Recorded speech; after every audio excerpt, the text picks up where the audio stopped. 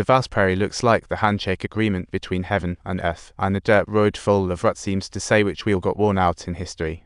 Annie followed her heart down the road and only checked into a roadside motel when it got dark, ready for another adventure in the morning. Following the motel owner's tip, Annie arrived at a secluded ranch, stunned by the view, as the winding dirt road resembled the earth's arteries. The path led to distant rolling hills and lush grass, as if saying, "Look, how lively."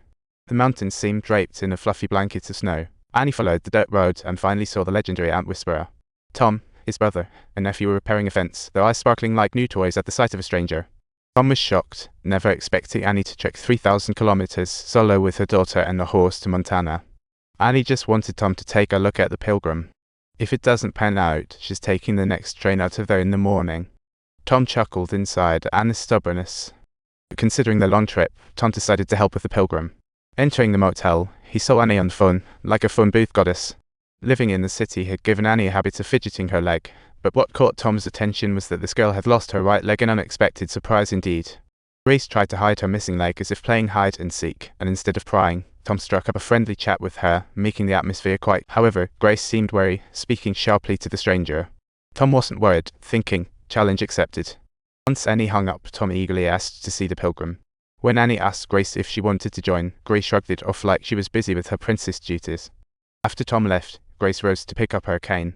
The motel owner advised Tom to buy insurance, saying a monster was in his backyard. Tom opened the gate. The Pilgrim in the dark seemed a battle horse, strutting as if to say, "Come on, race." As soon as Tom approached, the Pilgrim turned hostile, warily eyeing the stranger.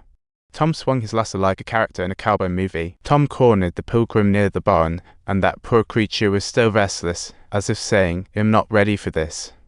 Tom eased his way and used the lasso to guide the Pilgrim out of the barn, then knelt down like an explorer observing an injured beast. Meanwhile, Grace and Annie watched quietly as Tom simply locked eyes with the Pilgrim, his gaze as clear as water. Looking at the scars on the Pilgrim's face, the trembling muscles, and the unhealed scar on its chest, Tom could guess what Grace had been through. He picked up a stone from the ground and gently tossed it toward the alert Pilgrim. Annie thought this was an unbelievable scene since nobody could ever get close to the Pilgrim. However, Tom wasn't too optimistic, thinking the Pilgrim had little hope for recovery. Yet, seeing Grace's disappointed face, he resolved to give it a shot. Subtitles. Tom set forth a condition that Grace, the owner of the Pilgrim horse, must participate in the treatment of the horse. This marked the very first time Annie had been interrupted during her ritual. This marks her shedding emotional weight, moving past Grace's coldness. Tom sees Anna's volcano. He was pondering in his mind what else he could possibly do. Was it merely going to be sipping tea and engaging in idle chatter? That simply wouldn't suffice. Is there anything else I can help you with? This sounds way too easy, he muttered to himself. What should I do? He pondered, while at the dinner table, Tom narrated the events to the family like a storyteller. Frank and his wife had no objections, but they worried most about Grace's education. A temporary stay was no easy task. After all, it's quite a hike to town. Kitty, a burger would mean a 40-mile trek, definitely a delivery driver's nightmare. Clearly, Tom's decision was healing both the Pilgrim and helping Grace with her emotional and physical scars. Initially, it was just basic rehabilitation exercises as Tom penned the Pilgrim in a round pen, using the lasso to get it running, truly a horse trainer move. The goal was to get the Pilgrim moving to regain some lost stamina. Frank even dug a pool for the Pilgrim, offering a water park experience. As time passed, the Pilgrim's body functions gradually improved, with those tense muscles rebooting like a computer being reset. Watching the recovering Pilgrim, both Annie and Grace were thrilled, but Annie's phone call triggered the Pilgrim's wild revival once more. Terrified, the Pilgrim bolted from the pool like a crazy horse, while Tom ignored Annie and Grace, fully geared up for horse chasing mode.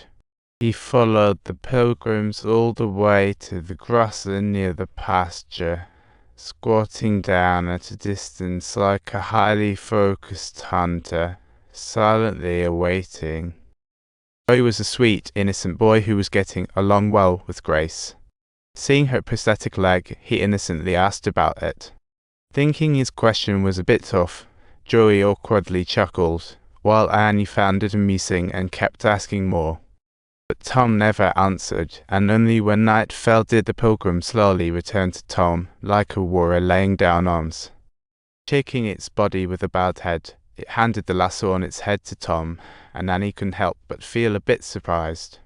Seeing it was getting late, Frank's wife kindly invited Annie to stay for dinner, and Tom thought this hospitality was quite nice. During dinner, Frank suggested since Tom was treating the Pilgrim, why not let Annie and Grace stay at the old cabin by the creek? It was like a quirky home. The cabin's vacant, so Annie and Grace needn't commute daily, a time saver. At first, Annie hesitated, unsure if this was a smart move, but upon seeing Grace's hopeful face, she thought, maybe this choice isn't so bad. Is it worth it? She asked, her heart secretly pounding, but holding onto a let's give it a go attitude. How can you not think of working with Grace for so long? For the sake of her daughter and the Pilgrim, Annie ultimately decided to move into the little cabin, ready to face the challenges of a new life. That night, Grace called her dad, and from her tone, it was clear she loved the ranch life, thinking, this new place is pretty great. Due to Annie's long absence, her magazine boss had some thoughts about her. She might not be on the main stage for much longer. But for Grace, Annie bravely moved into the little cabin, thinking, everything is worth it.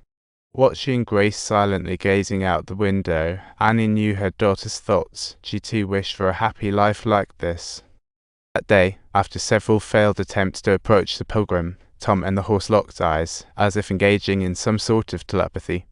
Although the Pilgrim was recovering, the last incident had left it a bit nervous, while Tom decided this time he must succeed. Tom prepared to use the lasso to gain the Pilgrim's respect and trust. It was a showdown of horse whisperer champions of strength and skill. This was also a soulful dialogue between man and horse, as Tom slowly slipped on his gloves, eyes determined today is different.